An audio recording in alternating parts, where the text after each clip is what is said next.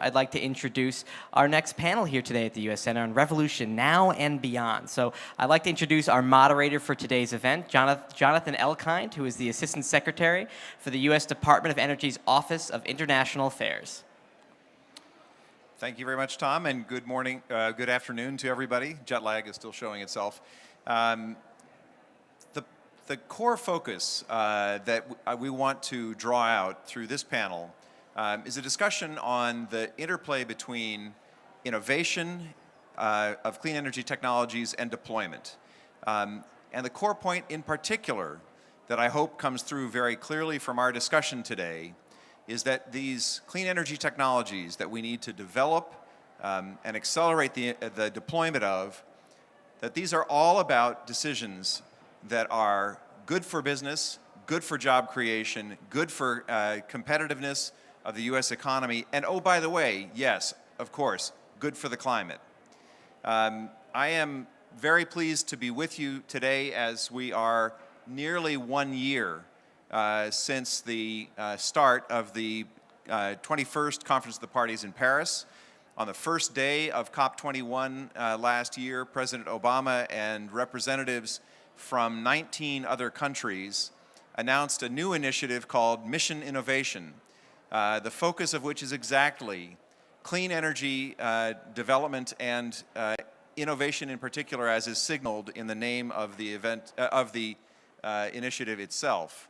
The countries that were there pledged over 5 years' time to double their clean energy research and development budgets, and also to work more closely with the private sector in order to accelerate the uptake and deployment of these new technologies into the marketplace, into everyday use. Now, I stress the 1 year ago anniversary because the focus of our panel today, Revolution Now, keys off of a report that the Department of Energy has released every year for the last 3 or 4 years that goes by that same title, Revolution Now. And the purpose of that report is to track the relationship between the innovation and the deployment, and in particular, as a proxy for innovation, the reduction in cost for a suite of key clean energy technologies that you see across the marketplace, from batteries for electric vehicles to onshore wind to utility scale and distributed solar, a number of different technologies where in each case, as deployments have risen, you also simultaneously see a drop in costs. Now, the Department of Energy is one of the world's largest, arguably perhaps the world's largest single funder of clean energy technologies. Our energy efficiency and renewable energy division, for example, invests about $2 billion annually in renewable power and fuels, sustainable transportation, and energy efficiency. In addition, our offices of fossil energy, nuclear energy, and energy reliability and, electricity reliability and energy delivery, I got that backwards, anyway, focus all on the technologies that we need to develop and deliver low and no carbon energy to the U.S. economy.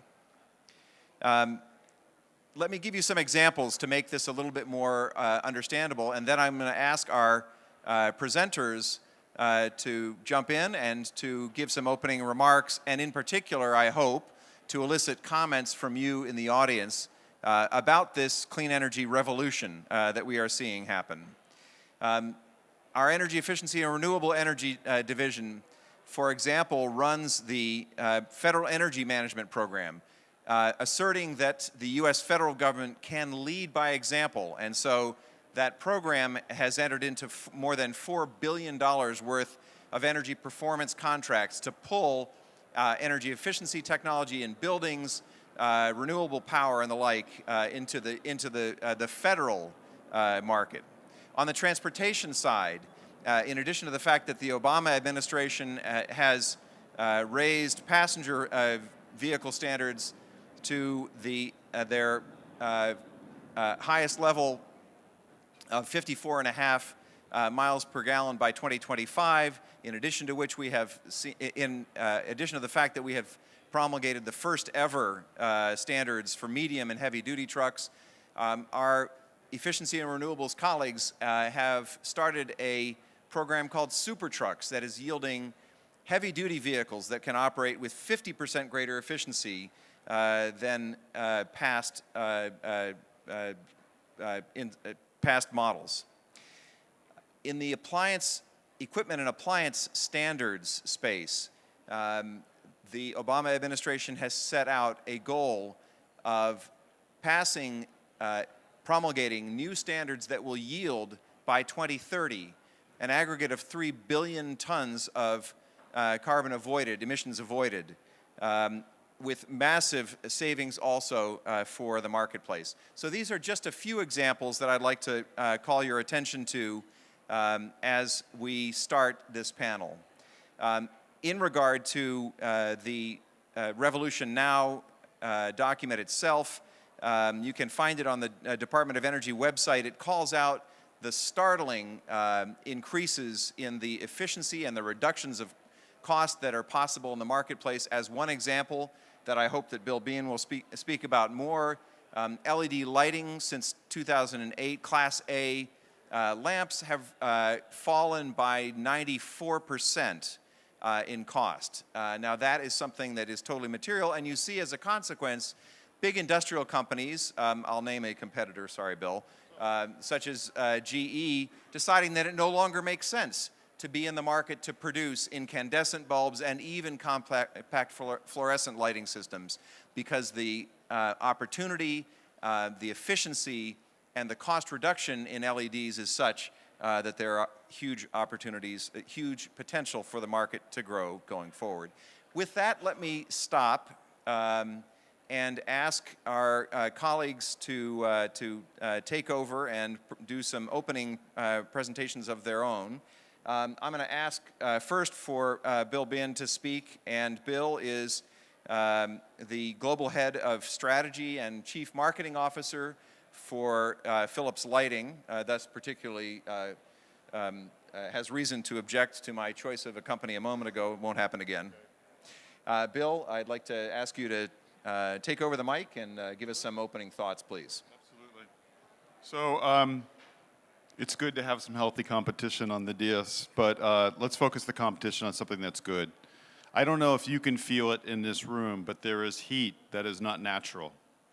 It's incandescent, right? So we're sweating here, you're sweating there.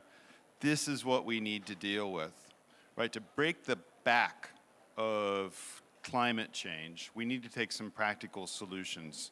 We also need to understand the context. So what we have are three trends, at least in the lighting industry, that make us change. One is more people are coming into our world. Two is they're urbanizing. Three, there are digital technologies, which is the counter offset. But what we see is that because of these first two, there will be 35% more light points in the next 10 to 10 years or so as these population trends continue. Sit back and think, if we continue the old way of working, of having incandescent lights in, that's a source for more climate change, right? Just 5 years ago, 25% of the world's electrical load was lighting.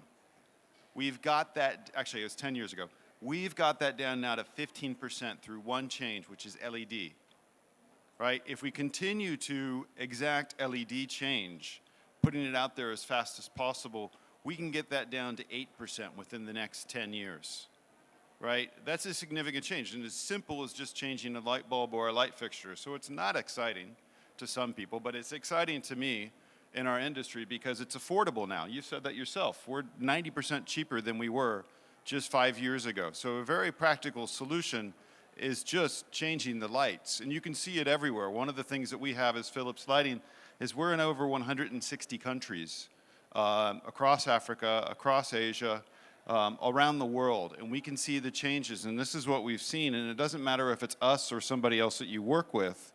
What we see are these issues. In every single country we participate in, energy demand, energy consumption growth is increasing 3% a year. 3%. we're only decreasing our energy consumption through productivity gains by 1.5 points. If we continue that, we're doing something terrible to our planet, right? So now we need to make the change. And I'll submit lighting, since it's 15% of the energy consumption, the electricity consumption, needs to change. So here's some of the things that you can think about. Where can it change first? Buildings. We absolutely need to retrofit our buildings as fast as possible. They consume 40% of our energy, all right? But we're only renovating them 1.2% every year. So we have all this old building stock. So we, with the World Green Building Council and the Climate Group, have made this challenge to our industry and to all building owners. All new buildings, when they're built, should be LED completely. By 2020, we recommend that all are LED. All street lighting, which consumes about 40% of a city's electrical budget. So it makes sense to change it too, just from an economical viewpoint. Make all those LED by 2025. And then make new and existing buildings by 2030 all LED. Now, that's one part of the argument. The other is actually that with the digitization of lights going to LED, we can introduce some very neat benefits for people. One is there's no glare, so your eyesight is not affected by the lighting anymore, so that's called human-centric lighting. We have some studies where kids actually become more productive in school because they're not distracted by the lights that are glaring at them. Two, you can actually put communication chips inside of this, which now means you can start to track valuable assets to see where they go in the building. You can actually also control them, which is, from the climate change, very fascinating. LED lights can drop your energy consumption by 50 to 80%. With the software controls that we now do, you can actually get that up to 80 to 90% by daylighting, harvesting, by actually tracking if people are in the room and shutting the lights down automatically. And what we've also seen is that you can do zone control of the lighting in the HVAC. And for the employees, you can now offer this concept of your own personal zone in your office, which is actually really cool. We've done this in Amsterdam, we've done this in India, we've done this in London. We're working in the United States with some companies like Cisco. And what we see is employees really like the productivity gains of being able to control their own zone. So we think this is very important. We're willing to put our money behind our talk. So just this past year, we made a couple commitments. One is we committed to ship 2 billion LED light bulbs in 5 years, which is 20% of the Clean Energy Ministerial's goals. We've also made a public commitment at COP-21 last year to be 100% renewable energy in 4 years and 0% carbon output in 4 years. And I can tell you it's happening because it's affecting my budget. I'm putting money to making this happen, right? So it's something that we really believe in. Our whole idea is if we use lighting, we can actually make lives brighter because it makes people be more productive, happier, more entertained in some ways, more motivated. And we can make a better world by reducing energy consumption. I'll be happy to take questions during the discussion, and I'll save time for my colleagues. Thank you. Our next speaker is Steve Sawyer. Steve joins us, if I can get my thing to work, from the Global Wind Energy Council, which represents the major wind energy associations around the globe. I call to the attention of the audience the fact that in the United States, in last year, land-based wind accounted for 41% of all new capacity that was brought online in our country. So Steve, over to you, please, for your remarks. Okay, thank you, Jonathan. Last year was a good year in the United States. It was also a good year globally, where for the first time, and I've been wanting to say this for a very long time, wind generated more new electricity globally in 2015 than any other technology. Coal, gas, nuclear, solar. Renewables as a whole represented the majority of new installations globally, which is, it's been a long time coming. But it's part of what we see as a watershed, in the sense that both the policy, the technology, and the economics are now pushing us more rapidly towards a total decarbonization of the electricity sector than we could have ever imagined, even 5 years ago. It's pretty exciting. The other statistic which I wanted to throw out there for the U.S. audience, which you probably have heard it, but what was the Labor Department in the U.S. published a statistic a couple of months ago? What is the fastest growing job in the United States? Wind turbine technician. You know, probably solar installer is very close behind and may overtake it in the longer term. But it's not only adding the majority of new electricity, but also creating millions and millions of new high-quality jobs and attracting hundreds of billions of dollars investments globally. We're at about 5% of the electricity in the United States with wind, about 4% globally.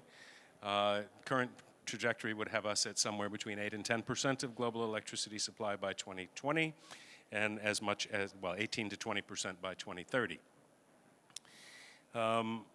It's now that we're doing so well and solar is doing so well and the economic case, you know, wind is the cheapest way to add new capacity to the grid in an increasing number of markets around the world, the majority of new markets, I would say. And the only real competition now comes from solar, which makes it interesting sometimes, but it's also a very healthy and a very excellent form of competition which we would like to see played out. You know, where wind and solar are the cheapest technologies now in Brazil, in Chile, in Argentina, in South Africa. Here in Morocco, this spring we had a tender for an 850 megawatt project where the price for the wind came in at 2.9 cents a kilowatt hour. US 2.9 cents for new build. Now, people can say for plants that were built in the 50s and written off 30 years ago that their electricity production is very cheap today, which is true.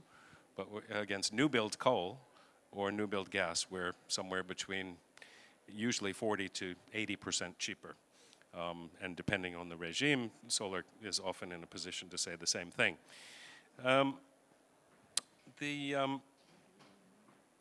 But now that we're doing so well, the critical issue is no longer the competition between the technologies, and it's getting to the point now where it's the price of wind and solar are less of an issue than the issue of integrating them into a functioning electricity system, which is a radically different one than the one that we grew up with. Well, those of us my age, where the system represented a 19th century telephone system with a trunk and branches and all routed through a central server, to one that works much more like the internet, where you have a wide variety of both variable and dispatchable sources of supply and a much, much more flexible implementation, if you will, of the demand. And it requires new market structures, it requires new pricing structures, and above all, it requires flexibility on both the generation and the supply side, which are the things that market structures need to be adjusted to put at the absolute top premium, is that flexibility. In the US, we have, as a result of the deal that was done just about 12 months ago in the Congress on the extension and phase out of the production tax credit for wind energy and the investment tax credit for solar energy, the longest period of policy stability that the US industry has ever had. And lest you be concerned, the events of Tuesday of this week seem very unlikely to affect that in any way, simply because 79% or 80% of the wind power installations in the US are in Republican congressional districts, in that large red swath in the middle of the country, which many of you have looked at on the internet and on television over the last few days. And Senator Grassley from Ohio, who was recently elected by a large margin, who is very influential in these things in Congress, is from Iowa, which now generates 35% of its electricity from wind. And he has said to the president-elect that you are going to undo that deal over my dead body. So we were very encouraged by that on Wednesday. And I think I'll leave it there and hand it over to Clay, and would ask, I can go through a lot of statistics and other new markets where things are happening, but I'll leave that for the Q&A. Thank you very much, Steve. And last, certainly not least, we have Clay Nestler, who is Vice President for Global Energy and Sustainability, Building Efficiency, Johnson Controls. And Clay, if you could bat cleanup for us, and then we'll open up for questions and answers. Clay, over to you, please. Great, thank you. Hi, everybody. Thanks for joining the panel today. My name is Clay Nestler, and I'm with a company called Johnson Controls. We are a multinational, diversified industrial manufacturer in the building technologies, integrated systems, and energy storage area. So we either make a lot of the technologies, which were talked about in the revolution now and beyond, or we integrate those for the benefit of our customers.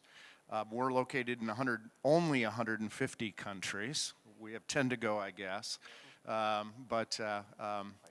Great pleasure to be here. I wanted to, well, one little anecdote, I guess. We were founded in the state of Wisconsin in 1883. Our founder, Professor Warren Johnson, could be claimed as one of the initiators of a revolution past.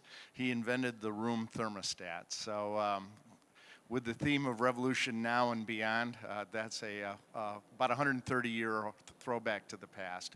I wanted to share some data that I think is really interesting. For about the last 10 years, we have surveyed organizations that manage energy and facilities in commercial buildings around the world, 1,250 or some odd organizations in the US, Brazil, India, China, and Germany last year. Some interesting stats that I think really talk about the adoption of the technologies that are included in the report, and really good news about the introduction of clean energy.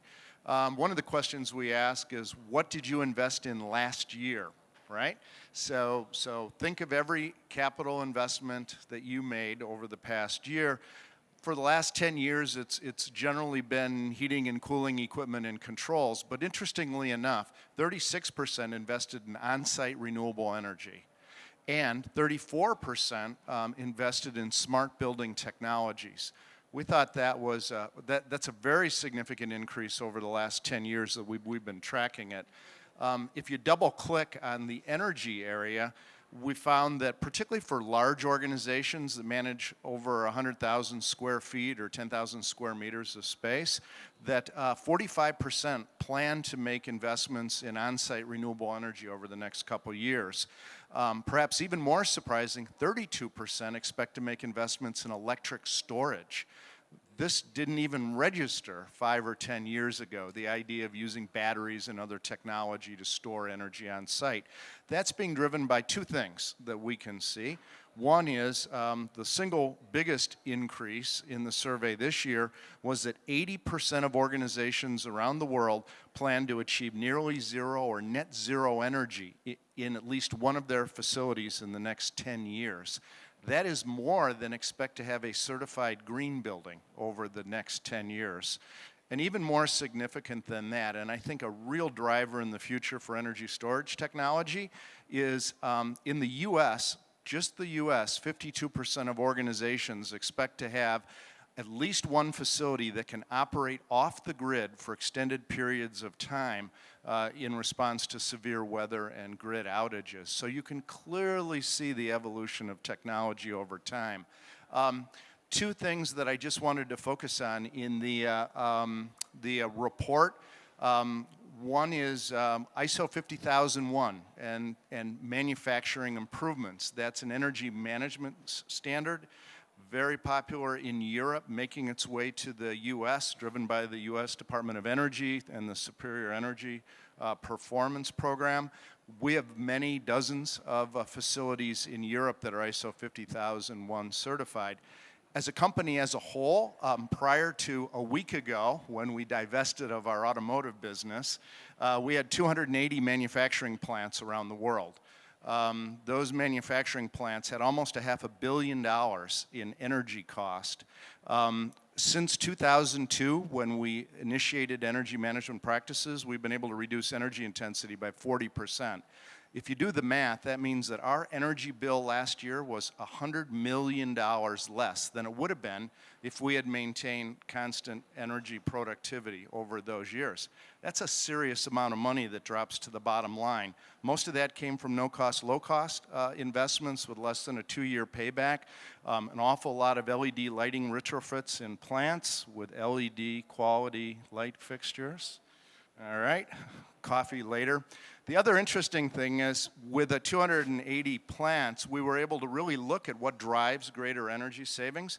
The plants with ISO 50001 certification did much better than those without, and those with interval meter data and sub-metering did much better as well. In fact, we found the combination of 50001 plus energy metering resulted in a 4% per year delta in energy performance over time. With 1.3% per year being the business as usual average around the world, a factor of 3 improvement really says this technology works. Finally, and perhaps most important, is we spend a lot of time improving the sustainability for our customers. And not just sustainability, but reducing cost, improving energy security, reducing the risk, improving their reputation. These are the drivers for investment in energy efficiency and clean energy. One project that we're particularly proud of is the Hawaii Department of Transportation. We've done energy retrofits at the seven major airports in Hawaii. It's a very large project. It's resulted in $518 million in energy savings over the 20-year performance contract. We use the same contracting vehicle that Jonathan mentioned, Energy Savings Performance Contracted, which was perfected in the federal government, but is applied to state government, local government, schools, and things such as that.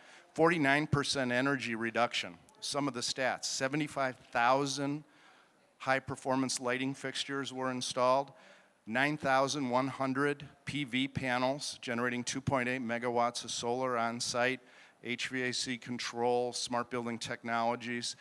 We did a very good job of tracking the economic impact. 300 skilled jobs were created in this project, 90 professional jobs, and it was estimated that it created $670 million in economic development over the course of the project. The great thing is the taxpayers and ratepayers of Hawaii did not pay for it.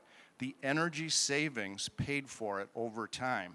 They have 3 times the price of electricity as the rest of the U.S., so it made clear economic sense, and paying for improvements like this through savings is a great mechanism. So, I mean, in some ways, it's fiscally irresponsible not to invest in these technologies, and I look forward to your questions. Clay, thank you very much. Ladies and gentlemen, we're going to open up for questions here in just one second. And before I do, and I'll come to you, sir, I want to first do a little bit of a public service announcement for these themes that you've been hearing about in the course of the presentations today. There will be more discussion on Monday, November 14th, in 2 panels that I think may be of interest to the audience. First at 1:30 on Monday as a part of the Low Emissions Solutions Conference in the Atlantic building, just a couple buildings down. Secretary Moniz and other ministers participating from governments participating in the Mission Innovation Initiative will be doing a public event focused on the themes of clean energy innovation and how do we germinate the next generation of clean energy solutions to get us to deep decarbonization. That same day, Monday the 14th of November at 6 p.m., we will have a session also again in the LESC, the Low Emissions Solutions Conference, that focuses on the Clean Energy Ministerial that was mentioned both by Bill and by Clay. So we invite you to join us for those meetings that our Energy Secretary, Ernie Moniz, will be participating in, along with ministers from a number of our key partner countries around the globe. So let's now shift to question and answer. And sir, here on the aisle, I saw your hand go up first, and then to the gentleman in the back, please. Please introduce yourself. If you wouldn't mind, if you could just please identify yourself and your affiliation, that would be very useful. Thank you. Okay. Thank you very much. My name is Kole Bangura from Sierra Leone. I work for the National Protected Area Authority, Conservation. My question goes to the lighting, Philips lighting. We have an issue that really this is a good opportunity to put it across to Philips. We have a lot of fake equipment coming to this continent. Philips is very good. I was educated by Philips equipment, where they are genuine. How do you address this issue, where you have a lot and a lot of fake Philips equipment, like fake lighting, bulbs, entering the continent? Are you just going to give it a blind eye, or you are going to do something with the governments of this continent to ensure that your equipment, the fake ones, do not enter here? Because the burden on the people become poorer when they use fake equipment, because it means they have to replace them over and over and over. I have a Philips bulb that I've used for 3 years, no problem. But there are others, when you buy them and put them in your house, it's a matter of just one surge of electricity, they are gone. So that's my question. The other question I have is, sometimes, in this continent, or where I come from, the electricity is not stable. You have surges, very low. Within the day, you can have a cycle of very low, high electricity. How would you solve that in the equipment to make sure that the equipment is not busted by 300 or 400 volts? Thank you. Well, thank you, sir, for giving the feedback. It's a gift. So I'll talk with you privately afterwards, first of all. The issue of counterfeit in many of our industries is a big issue, and I know in the lighting industry it is too. We take it seriously. I need to understand what's happening in Africa. I've personally walked the shop floors in Asia to find counterfeit material and to take legal action against it. What we have is a situation where a large portion of the production capacity of LED can be made in many outsourced shops around the world, specifically in Asia. We tightly control our own production. We only work with a handful of companies to ensure that it has the higher standards, it can live up to the warranty, and frankly not create glare problems for people. So we take it very seriously, and where we find people using the wrong materials, we do take action. So I want to know where you're seeing it, and I'll share it with my African management and go after it. So the other point is, in terms of the commitment to Africa, or more importantly, energy deficiencies or instability, we understand this. We've put in 100 solar-powered lighting centers in Africa, from the Cape to the tip of the country, from the Cape up to Cairo, because we see the same issue. For the people who don't know this, there are 1.1 billion people in the world who don't have electricity.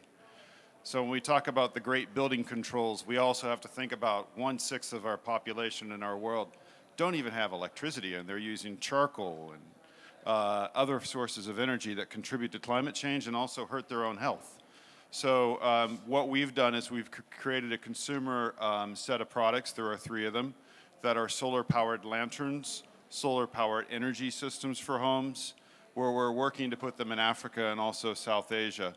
That's what we try to do with our own company, to do that. And actually, one of the things I do in the strategy side is try to find partners in Africa and elsewhere who already have distribution centers where we can put that through. That's the way we try to address it, is combining solar with LED for both homes and also for street lighting.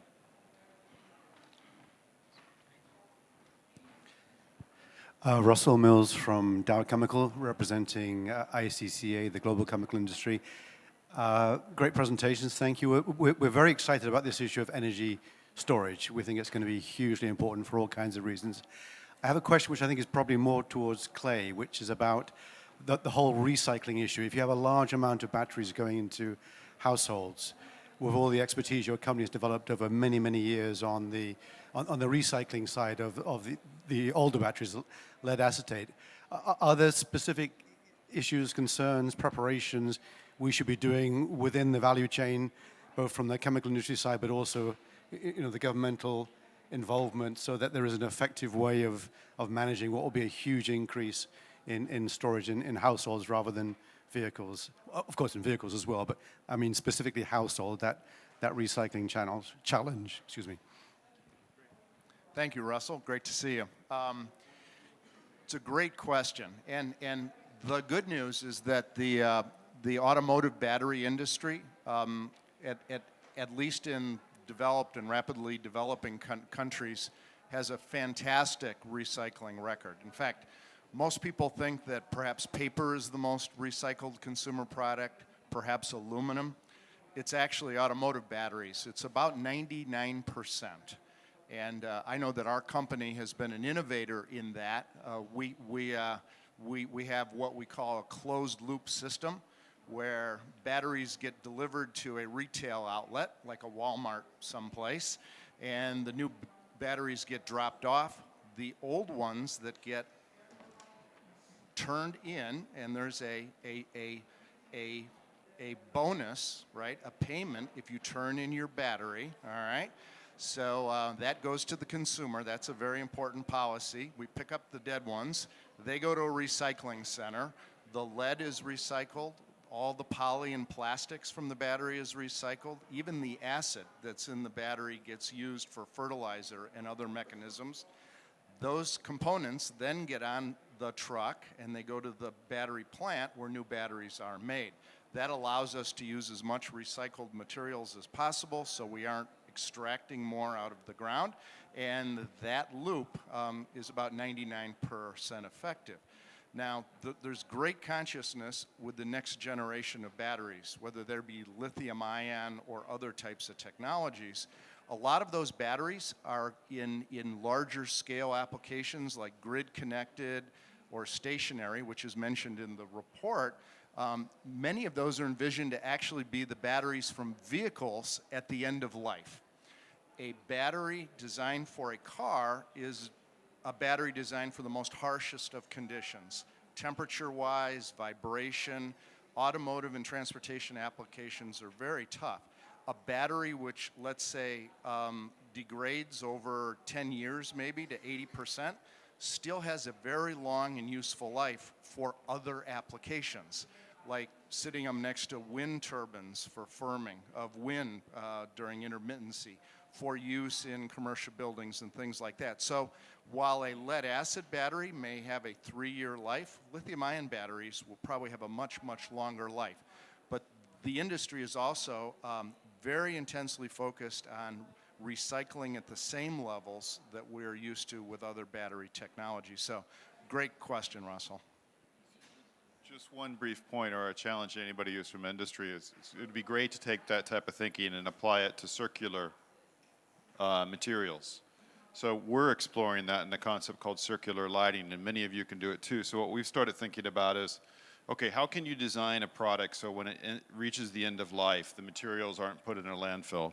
So what we've done is we've started to use 3D printing to print the lights, the light fixtures, and also design the light fixtures for the parts you never see, because in the building, in the ceiling of every place you go to, there's actually something called a driver, which is what provides the electricity. What we've now done is we've made the light fixtures so you can actually take those out and replace them, because they're the ones that usually break or you want to upgrade.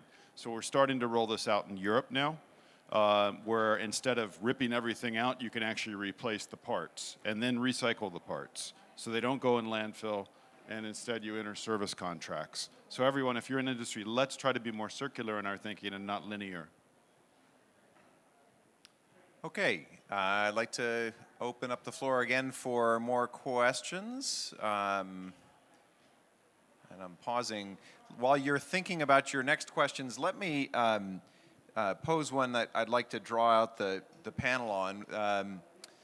Steve referred to policy stability and the importance of policy stability to help businesses to plan for the clean energy technologies, the clean energy production, and the innovation related that enables it in the United States and elsewhere. I'm interested to ask the members of the panel for particularly good examples where you have seen policy innovation which should be emulated in your respective industries that can help to, and that in turn, if sustained over time, can help to enrich the opportunity for the clean energy revolution that we're talking about today.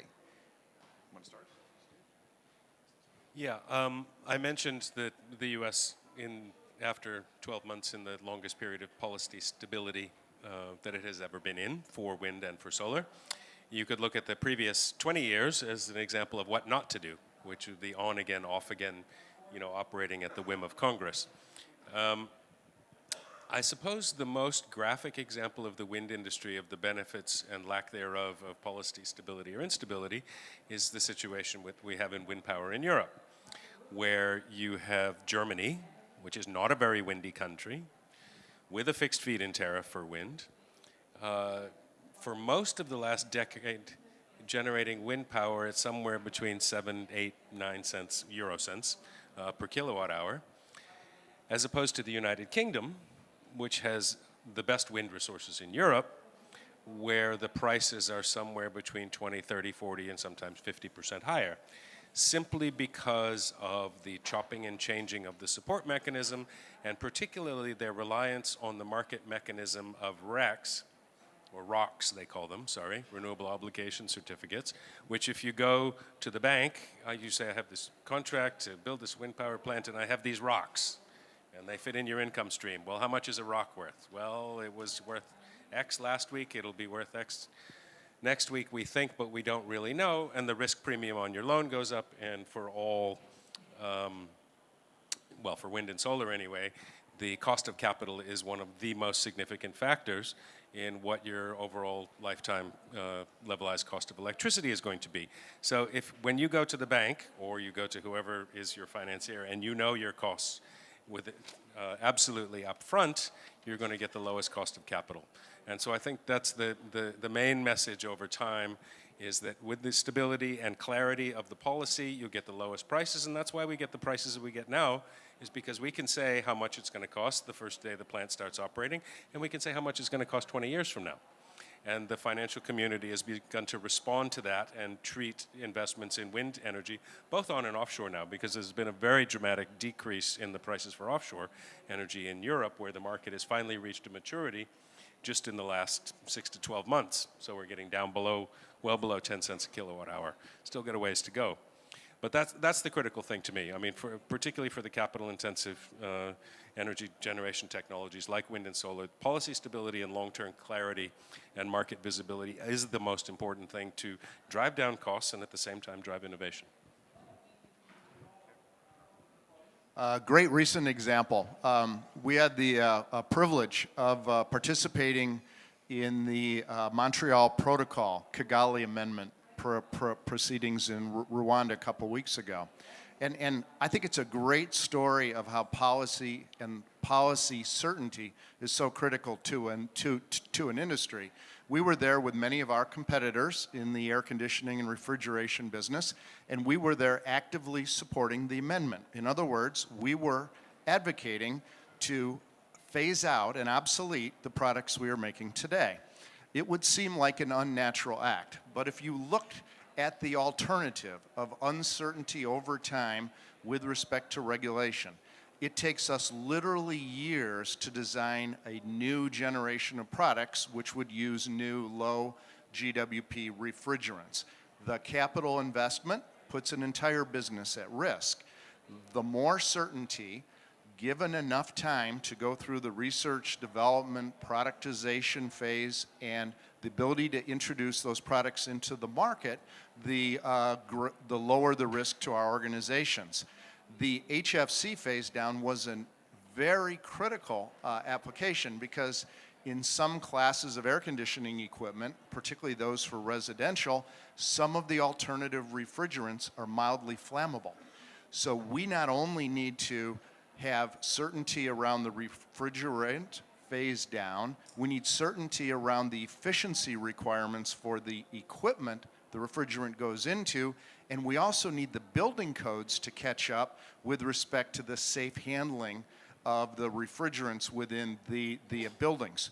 We were able to accomplish that in Rwanda with the Kigali Amendment, and I think it's a great example of an industry coming together to essentially regulate itself to help the planet, to help everyone who buys the equipment, and to give us certainty in our investments. Okay, I'll make mine brief.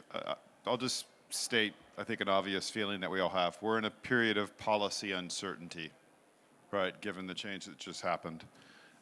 With that in mind, what I think we need to remind ourselves of is the importance of regional and city actors and the policies that they enact, right? Because these actors matter. Most of our people live in cities.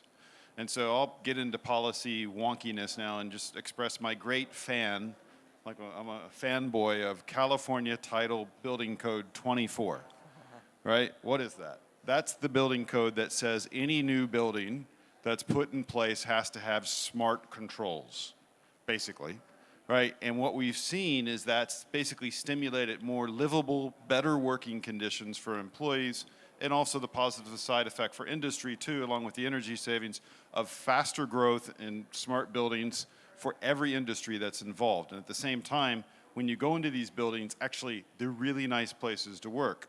So what I would encourage is if we're going to go stability, emphasize your local building codes. The other thing is in terms of policy innovation, because we should always look to get better, is every time I go to one of these things, there's always people who need the innovation. There's money that's out there at the banks, but there's a gap between the two. So if there can be some type of tax incentive to get the money to flow from the banks into the local cities, wherever you are, to be able to invest in better roads, better lighting, better buildings, more renewable energy, that would help tremendously. So two things, building codes and then incentives for finance. Thank you, Bill. I am going to scan the audience for the next question, but I want to take the chair's prerogative and seed one question into the panelists for your thinking. The Revolution Now report is all about this very, very exciting story that has unfolded over the last several years of this incredible cost reduction happening in tandem with the increase in deployments across the marketplace. But it's also in the current version of Revolution Now, a story about what the next exciting innovation opportunities are. And so I'd like to, while I'm going to come to the audience for a question in a moment, but I'd like the panelists also to be thinking about, in your respective industries, what's the most exciting thing that you innovation place that you could wish to see progress in the, let's say, the decade ahead of us? So now let me ask the audience. I see a gentleman in the back. Please, floor is yours. Please introduce yourself. Yeah, my name is Dr. Gautam Goswami from India. When you search in Google about new innovation, lithium-air battery is coming quite frequently. It is in nascent stage, R&D stage. My question is, what is your thought process in this? When is going to be commercialized? Is there any potential for that? Lithium-air battery. Lithium-air battery.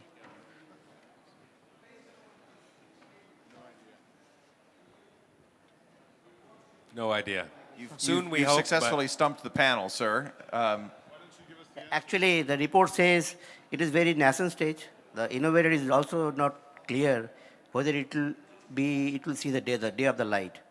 That is also absolutely nascent stage. I thought that let me take your view. Okay, thank you.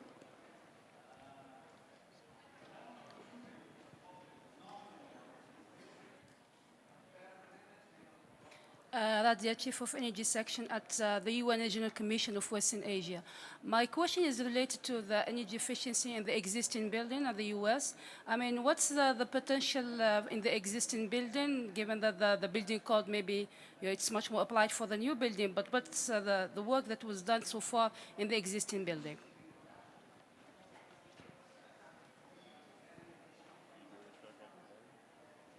So existing buildings are a tremendous opportunity, particularly in the most developed countries like the United States and like Europe and countries like that.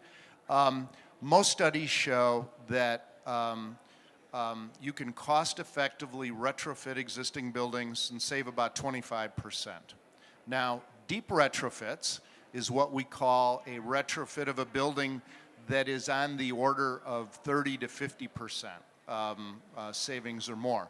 One of the most famous retrofit projects in the United States was the Empire State Building. It's an iconic building. It was completed in 1931. 8 improvement measures were implemented, including remanufacturing 6,514 windows at a secret factory on the 5th floor, all right? You didn't walk in the building and see window factory on the directory, but in fact there was a window factory in the machine or in the building. It took over a year. That retrofit project saved 38% of energy.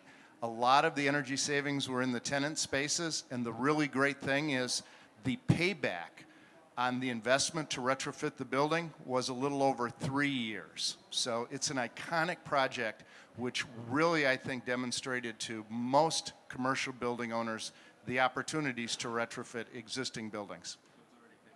Yeah. So most of these paybacks can occur within 2 to 3 years, depending on the technology. So if you look at the HVAC industry and the lighting industry, together they account for 60 to 70% of the energy consumption of a typical building, putting aside data centers.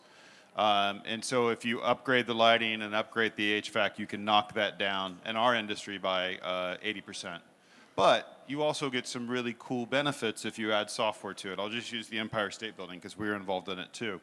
The Empire State Building, if you've seen the iconic lighting that they do, right? In the past, they used to be able to shine lights out across the city through having 4 guys run across the top floor, changing the color bulbs, right? Or changing the screens in front of them. Well, that was all changed in that retrofit. We put in basically LED with controls with software.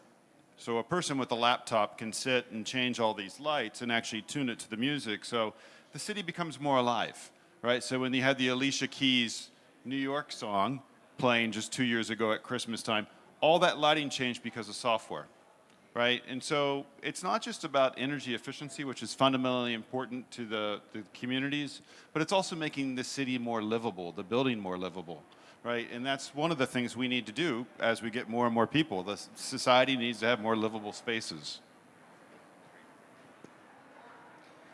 Okay, I think that it's, sir, you'll be the last question from the audience, and then I want to ask our panelists to do a lightning round of what excites you most in the innovation potential in your industry. Sir, please. Yep. My name is Tiru. I'm from Malaysia, delegate from Malaysia. I would like to look into the question of revolution now and beyond. On, you see, on energy efficiency, we have been talking for maybe for years now, and there's so much that we can do on existing stuff.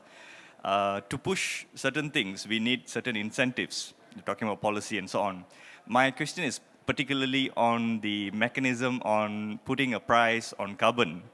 And as we see with COP-21, this hope of global carbon trading initiatives is going to pick up and price on carbon is picking up. But since US was not there in the Kyoto area and this clean development mechanisms and EU ETS and not really participating at a US federal level, but maybe state of California and so on. So looking into revolution now and beyond, to drive energy efficiency and renewable energy, how do you think the price of carbon will work in US?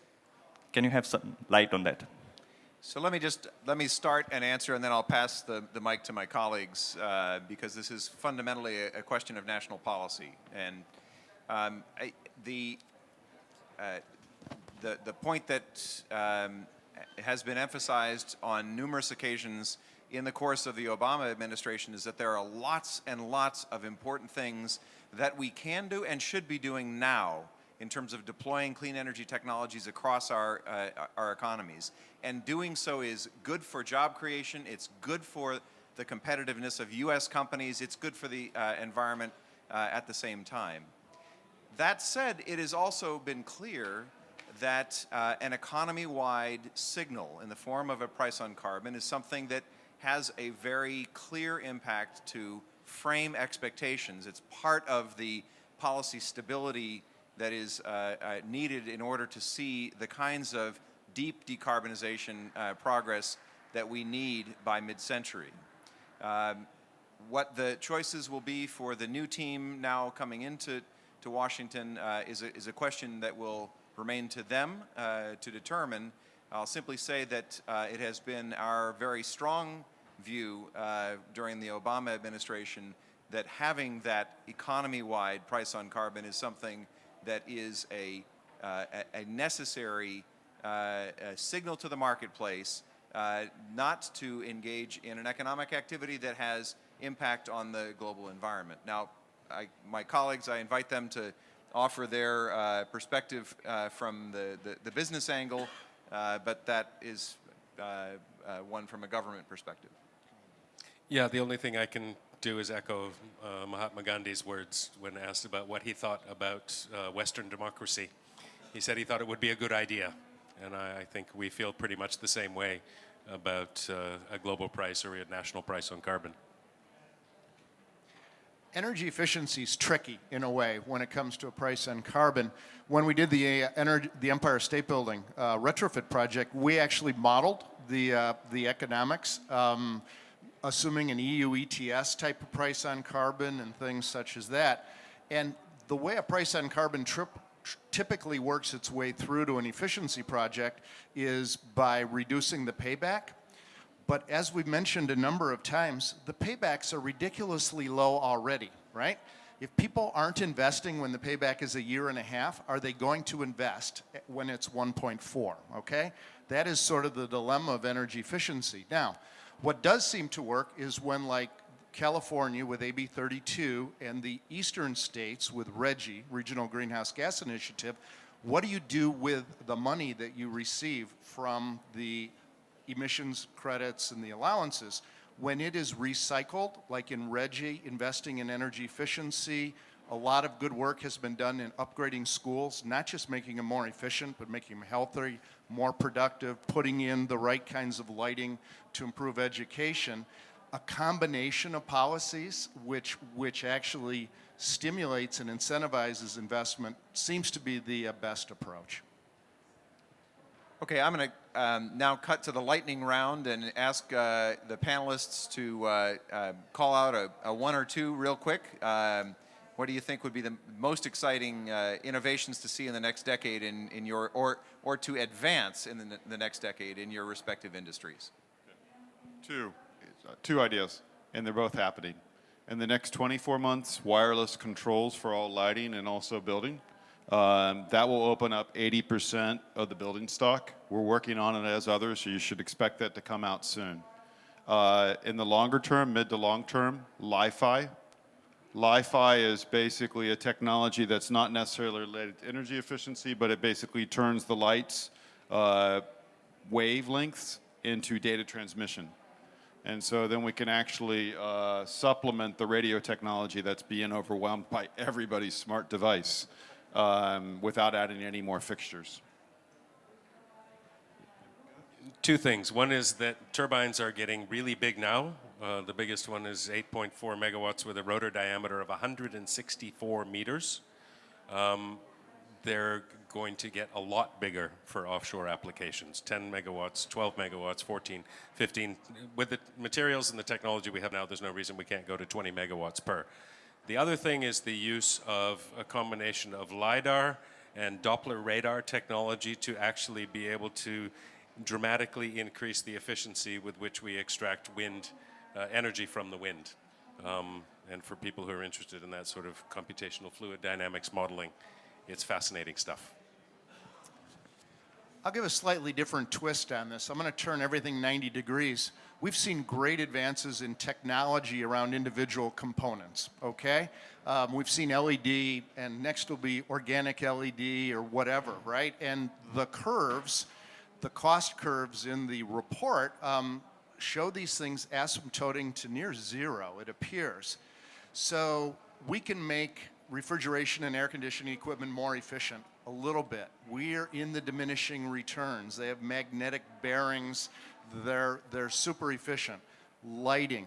Individual technologies, there is a diminishing returns in the efficiency.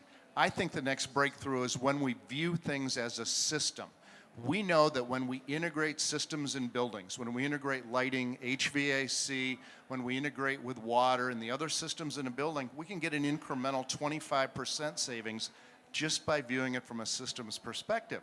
It will be great if the next edition of that report talks about systems efficiency, talks about the integrated efficiencies of technologies. I think that's the big new breakthrough over the next coming years. Well, on that note, with I think a very useful reminder that it's not just the hardware that needs innovation, but also how we think about the challenges in front of us. With that note, ladies and gentlemen, we're going to wrap up. I want to thank you for your attention. Again, Revolution Now in its current incarnation, its current edition, can be found on the Department of Energy website at www.energy.gov. Thank you very much for your participation and your questions today. I'll hand it back to our MC.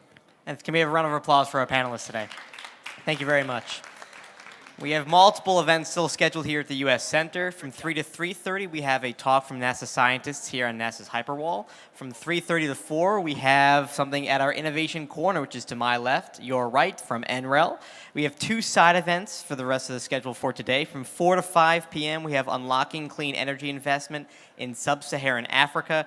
And from 5:30 to 6:30, we have a side event talking about the Advancing Country Leadership in NDC action. So we have 2 events, 2 side events as well. So make sure you grab yourself a schedule or go to state.gov/US Center for all of your schedule and live stream